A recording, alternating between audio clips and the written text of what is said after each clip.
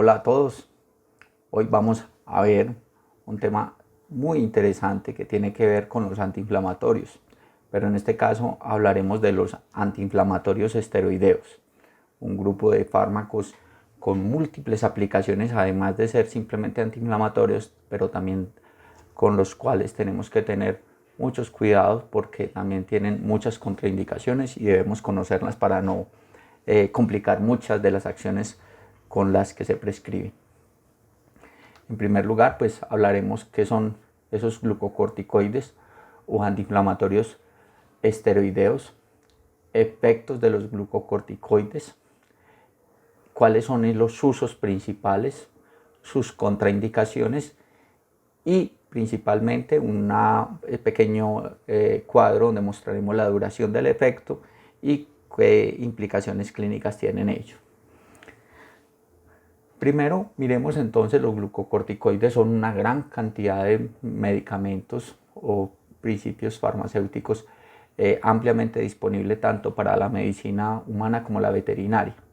Recordemos que los glucocorticoides tienen un representante fisiológico de producción natural en nuestro organismo y el organismo de nuestros pacientes, que se llama el cortisol, que cumple importantes funciones del metabolismo en general del organismo.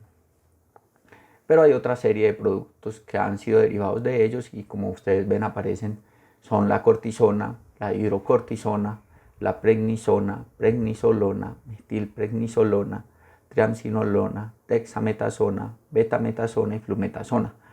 Muy usados todos en diferentes ámbitos de la medicina veterinaria. Veamos un poco el papel que juegan los glucocorticoides en las funciones de los organismos, en función del organismo. Primero que todo, miremos en la parte baja de la imagen, aparece pues nuestro representante natural, de producción natural, que es producido por la corteza adrenal, que se denomina el cortisol, que tiene una función, aquí la pondremos como una potencia de 1, es decir, que cumple un 1 como referencia en su función glucocorticoide por ser el producto de origen natural. Igual que la función mineralocorticoide, como parecida como la de la aldosterona, con una función mineralocorticoide de 1. Miremos que a medida que va avanzando el desarrollo de esos glucocorticoides, se va perdiendo la función mineralocorticoide, pero va aumentando la función glucocorticoide, que es la que potencia su acción antiinflamatoria, que es uno de los principales cuadros por los que se usa como antiinflamatorio. Pero recuerden que al utilizarse los glucocorticoides podemos reemplazar la función del cortisol y potenciar todos los efectos que tiene el cortisol, tanto buenos como malos. Entonces, como vemos, el cortisol tiene una función de mineralocorticoide de la retención de sodio para aumentar la presión arterial. Entonces, a eso se refiere la función mineralocorticoide, o sea que los glucocorticoides pueden aumentar la presión arterial. Eso puede ser bueno cuando estamos buscando, por ejemplo, el tratamiento de un shock hipovolémico. Esa es su función mineralocorticoide. Como la función glucocorticoide, que aparece aquí resaltado entre cuadros, en flechas naranjas o terracotas, miremos que, por ejemplo, tiene una función importantísima de los glucocorticoides, potenciar la acción de las catecolaminas. Y para ello, uno de sus efectos importantes es el aumento de la glucosa. ¿Por qué? Porque necesitamos mucha glucosa en los casos de estrés, por ejemplo, cuando hay alta liberación de catecolaminas para cumplir las funciones fisiológicas de las catecolaminas. Ese aumento de glucosa en condiciones normales es buena, pero puede llevar entonces a diabetes, por ejemplo. Asimismo, estimula el catabolismo de las proteínas. ¿Por qué? Porque en ese momento no es interesante para el organismo, por ejemplo, en el caso del estrés, aumentar la producción de proteínas, sino catabolizarla. Por eso es que en su acción y en condiciones de uso exagerada, concentraciones más altas que las fisiológicas, puede llevar a atrofia muscular, osteoporosis, inhibición del crecimiento y atrofia de la piel. Entonces miren las complicaciones que podría tener. Eso como funciones dentro de lo fisiológico, que son los efectos colaterales que tienen, que no podemos controlar cuando lo usamos. Generalmente lo usamos para evitar la inflamación, ¿cierto? Todo lo que tiene que ver con los signos cardinales de la inflamación, del dolor, tumor, rubor y color. Y eso es lo que buscamos, pero generalmente tenemos que tener todo esto buscando evitar la inflamación. Todo esto es muy bueno, pero tenemos que tener en cuenta que al inhibir los efectos de respuesta inflamatoria, también podemos tener efectos como inmunosupresores, que pueden ser deseables en algunas condiciones clínicas, pero no deseables en algunas otras. Por ejemplo, si yo hago una inmunosupresión y el paciente está siendo sometido a una infección por bacterias, hongos o virus. Entonces, miremos que este panorama implica que aunque yo estoy buscando un efecto antiinflamatorio, debo considerar todos los otros efectos que puede tener como efectos colaterales y que pudieran ser no deseados y convertirse en efectos adversos que generalmente podrían llevar a complicación de los cuadros clínicos tratados. Entonces, un resumen general de esos efectos, de ese cuadro que acabamos de ver en esta numeral 2, que vemos los efectos de los glucocorticoides sobre el metabolismo, son aumento de la lipólisis del tejido graso, ¿cierto? Lipólisis del tejido graso periférico y aumentándolo en el tórax y en el abdomen. A eso le denominamos una distribución centrípeta de la grasa, es decir, que la grasa deja de estar distribuido en los miembros periféricos, en los brazos o en las extremidades de los animales, brazos y piernas, patas o manos de los animales, para distribuirse en el abdomen y tórax. Recuerden, distribución centrípeta de la grasa. Promueve la gluconeogénesis hepática, es decir, aumenta la glucosa, inclusive llegando a producir en tratamientos prolongados diabetes. Aumenta de la utilización hepática de aminoácidos, o sea, catabolismo de proteínas. Inhibe la síntesis de ADN y mitosis, muy interesante este efecto para inhibir la inflamación, pero puede tener efectos de atrofia sobre determinados tejidos, por ejemplo en tejidos cicatrizales. Inhibe el uso de glucosa periférica, es decir, puede aumentar la glicemia y producir inclusive glucosuria. Aumenta el catabolismo proteico, ya lo dijimos, del tejido muscular, entonces puede producir atrofia muscular, estoy hablando en concentraciones altas y periodos prolongados. Provocan adelgazamiento de la piel y pueden causar osteoporosis por antagonismo de la vitamina D. Entonces miren todos los efectos que producen los glucocorticoides, que inclusive algunos de ellos tienen que ver con evitar la inflamación, pero que pueden ser de complicaciones a largo plazo en el tratamiento de los pacientes. Aquí vemos un paciente, por ejemplo, que podría tener un hiperadrenocorticismo, es decir, una condición en que se aumenta la producción de cortisol por las glándulas adrenales, en donde se pueden producir, por ejemplo, en humanos se describen disturbios emocionales, pero entonces estamos hablando de unas concentraciones anormales de cortisol llevando a osteoporosis, hipertrofia cardíaca, obesidad, acuérdese, distribución centrípeta de la grasa, hiperplasia adrenal, cuando es un hiperadrenocorticismo, piel delgada, o sea, una piel con generalmente, por ejemplo, en los animales, descrito para caballos y perros, un adelgazamiento de la piel y una muy mala calidad del pelo, estrías, amenorrea, musculatura débil por pérdida de la musculatura, algunas cosas de púrpura y úlceras cutáneas, porque recuerden que inhibe la mitosis de tejido y evita entonces la cicatrización. Esto por hiperadrenocorticismo normal, pero puede haber un hiperadrenocorticismo iatrogénico cuando nosotros hacemos terapia con corticoides prolongada, en donde hacemos ese aumento iatrogénico y artificial de las concentraciones de glucocorticoides en sangre, produciendo todos estos efectos. En sistema nervioso central aumentan la gluconeogénesis y disminuye la utilización periférica de la glucosa, esto con el efecto de mejorar la actividad del sistema nervioso central. Recuerde que el cortisol se sube junto con las catecolaminas, que son las hormonas asociadas al estrés, ¿cierto? Disminuye el umbral convulsivo, es decir, que los pacientes predispuestos a crisis convulsiva, a síndromes epileptiformes, puede desencadenarse más fácilmente, más rápidamente. ya que es un estimulante de ese sistema nervioso central al producir euforia. Pues, por ejemplo, en pacientes depresivos puede producir cierta euforia. Puede ser deseable en algunas condiciones de tratamientos, pero puede ser no deseable en otras. En sistema cardiovascular, aumentan el volumen plasmático por retención de sodio. Recuerden que dijimos que tenían acciones mineralocorticoides, algunos glucocorticoides más que otros. Eso es bueno, por ejemplo, cuando estamos tratando el caso de shock hipovolémico, donde deseamos que el volumen plasmático sea alto. Entonces generalmente ustedes van a ver en terapias asociadas a shock hipovolémico el asocio de glucocorticoides.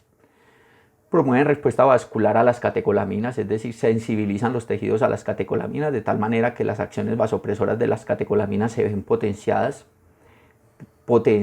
Tópicamente pueden causar vasoconstricción por la misma acción de las catecolaminas y pueden producir efectos inotrópicos positivos en el sistema, en el corazón, protegiendo el lecho vascular. Entonces miren que esto, por ejemplo, además de lo que habíamos hablado como un importante antiinflamatorio, tiene unos importantes efectos cardiovasculares que pueden ser asociados a otras terapias para, por ejemplo, el control de un shock hipovolémico o una hipotensión. En tracto gastrointestinal habíamos mencionado una cosa muy importante y ahorita lo vamos a ver, cómo aumentan las secreciones del tracto intestinales, específicamente de ácido clorhídrico. Vamos a ver que estos medicamentos son antiprostaglandínicos. Y como vimos en la farmacología o en la farmacia del sistema digestivo, vimos que las prostaglandinas eran unos inhibidores de la secreción de ácido clorhídrico y estimulantes de la producción de moco y bicarbonato. Eso hacen las prostaglandinas. Estos medicamentos inhiben las prostaglandinas y lo vamos a ver parecido a los antiinflamatorios no esteroideos, pero en un paso más arriba de la cascada de la inflamación. Entonces eso va a ser muy importante porque habrá que tener en cuenta los posibles efectos adversos en tracto gastrointestinal. Miren que además produce adelgazamiento de la mucosa gástrica por disminución de la vascularización de esa misma mucosa, disminuyendo también la producción de moco y bicarbonato. Todo esto mediado por la inhibición de la producción de prostaglandinas. En el sistema retículo endotelial disminuye la cantidad de tejido linfático, causa inmunosupresión. Entonces ustedes lo van a ver en muchas terapias donde se requiere disminución de la respuesta inmune. Por ejemplo, en casos de alergias son muy buenos en eso, causando inmunosupresión.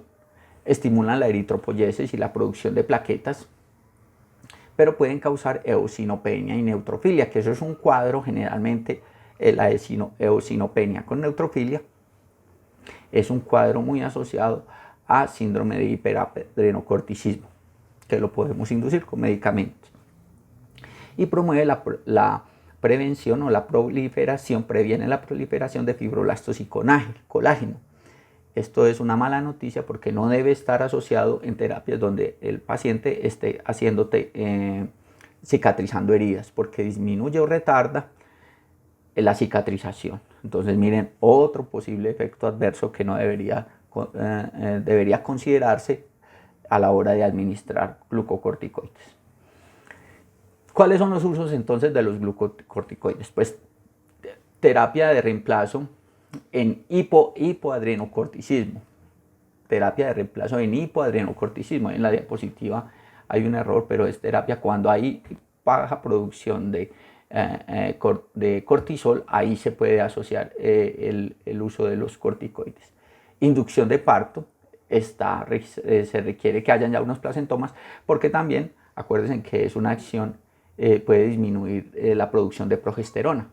Ese efecto, disminución y aumento de la prostaglandina F2 alfa puede aumentar la posibilidad de parto. Entonces hay que tener mucho cuidado cuando voy a prescribir corticoides, porque probablemente podría inducir parto si ese paciente está preñado y en término ya una gestación adelantada.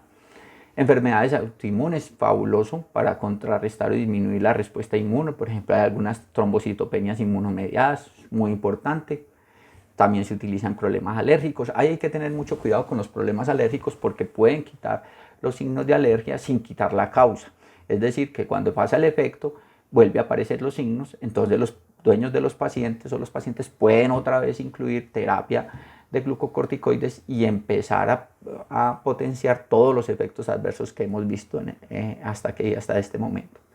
Choque septicémico, claro, lo que hemos visto, choque septicémico y hipovolémico cuando hay un desbalance total para terapias cortas y solamente la atención del choque.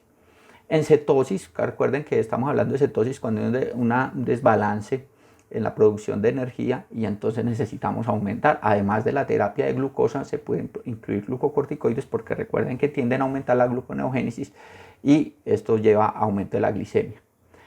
Y antiinflamatorios, que es por lo que arrancamos con este cuadro indicándolo como un antiinflamatorio, pero mire que como antiinflamatorio tiene muchas complicaciones, entonces hay que tener mucho cuidado cuando se usa y debe ser por cortos periodos de tiempo. Se han usado en antiinflamatorio intraarticulares, pero hay mucho cuidado porque recuerden que como disminuye la respuesta inmune, entonces pueden causar infecciones, pueden aumentar la posibilidad de infecciones. En el reciente cuadro de pandemia por coronavirus se ha visto que los pacientes que se les ha agregado corticoides, por ejemplo, han aparecido, por ejemplo, infecciones parasitarias. Las infecciones parasitarias se han aumentado.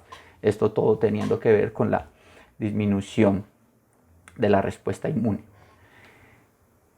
Ese efecto antiinflamatorio se debe a un efecto muy sencillo que es la inhibición de la fosfolipasa 2. Ustedes este cuadrito, este resumen ya lo vieron cuando vieron a INES, que cuando hay daños de las membranas celulares a través de la fosfolipasa 2 se produce ácido araquidónico y el ácido araquidónico lleva dos vías, por la vía de la lipoxigenasa a producir todos los factores de leucotrienos, muchos de ellos, todos ellos asociados a respuesta inmune.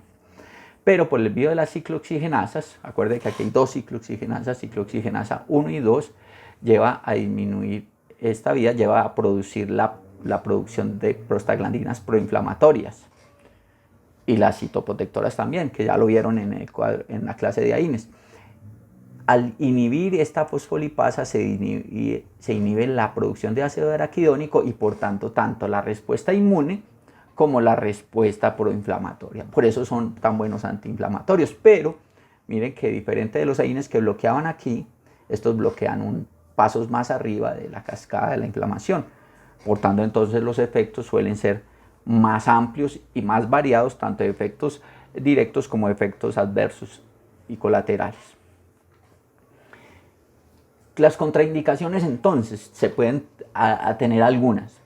Durante la gestación, porque pueden producir aborto, úlceras gástricas, úlceras corneales, porque pueden inhibir cicatrización, úlceras gástricas, porque recuerden que disminuye la producción de prostaglandinas, por tanto entonces aumentan la secreción de ácido clorhídrico de bicarbonato y moco, puede producir osteoporosis, puede producir diabetes por aumento de la glucosa, endemodicosis o en general pues, enfermedades parasitarias. Si se colocan corticoides pudieran aumentar esas enfermedades parasitarias por el efecto inmunosupresor.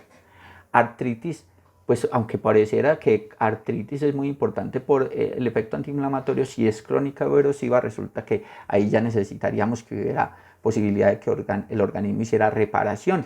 Y acuérdese que inhibe la cicatrización. Entonces, en daños donde haya tejidos, donde hayan daños que deba repararse por el organismo, no se deben incluir antiinflamatorios. En insuficiencia renal hepática, en infecciones graves y profundas, porque son inmunosupresores, se deben contraindicar en hiperadrenocorticismo, porque precisamente esto aumenta la concentración de cortisol, al menos iatrogénico, y en convulsiones. Miren todas las posibles contraindicaciones, mientras que la indicación solamente es inflamatorios y por cortos periodos de tiempo.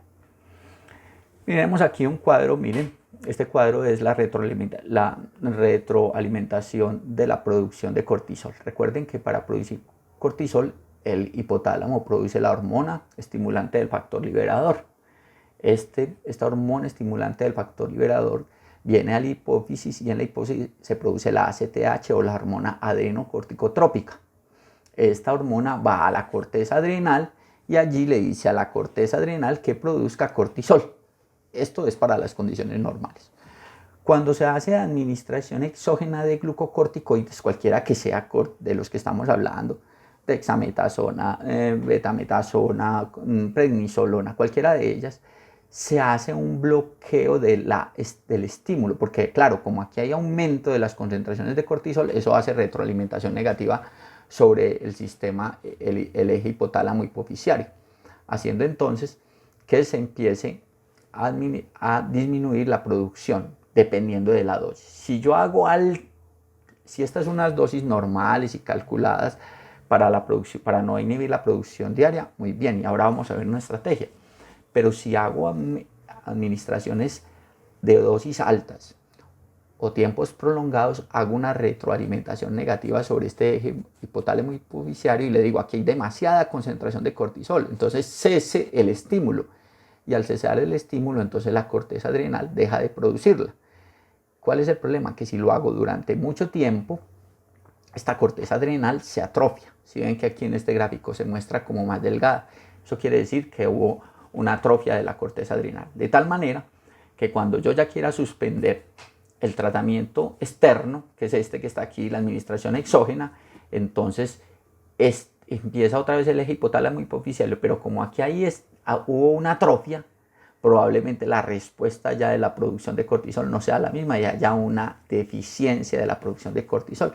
Es decir, que el paciente pasó de un hiperadrenocorticismo iatrogénico a un hipoadrenocorticismo porque ya el paciente, cuando se deja de administrar el medicamento externo, ya no tiene capacidad de respuesta.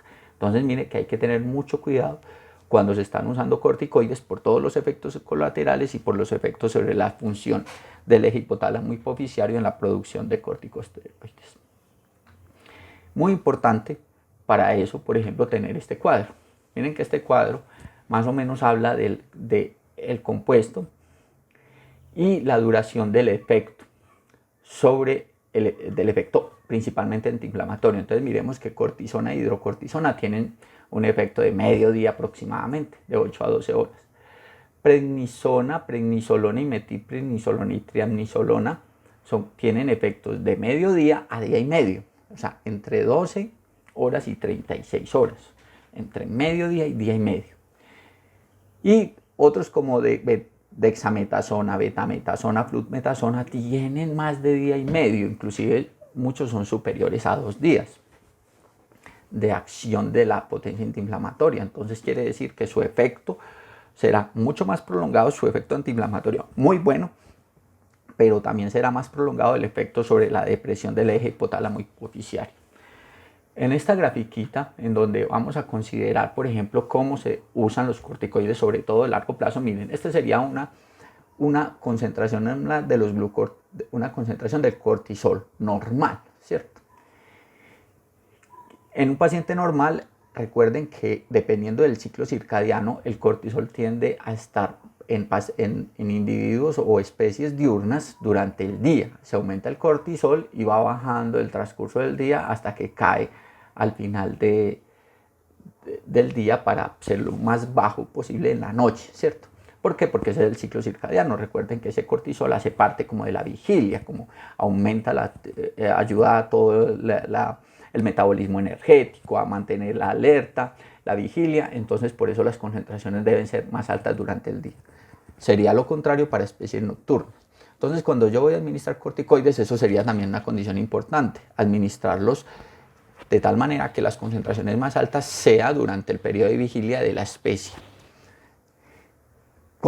Eso es en paciente normal y en su ciclo circadiano normal, pero cuando yo llego y coloco corticoide, entonces claro, yo puse aquí el corticoide, ¿cierto? El exógeno. Entonces, ¿qué pasa? La producción exógena cae, porque ya yo no lo tiene que producir porque yo a través de los medicamentos la estoy colocando, que serían estas flechas rojas, ¿cierto? Cuando se acaba el efecto de ese medicamento, volvería a arrancar la producción del organismo, que es lo que deberíamos tratar para no inhibir el eje hipotálamo hipoficiario.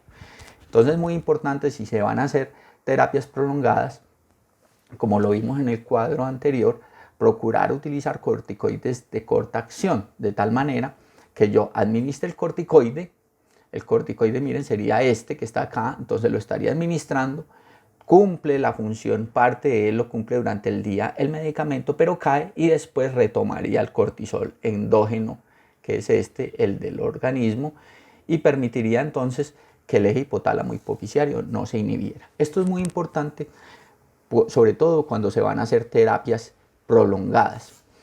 Por último, les quiero mencionar entonces que así como los corticoides tienen importantes efectos antiinflamatorios y en el tratamiento de alergias, que es donde más los vemos presentes en la terapéutica veterinaria, también hay muchas complicaciones que debemos tener en cuenta, sobre todo en terapias prolongadas, para poder cuidar y hacer buen uso del medicamento y cuidar al paciente. Muchas gracias.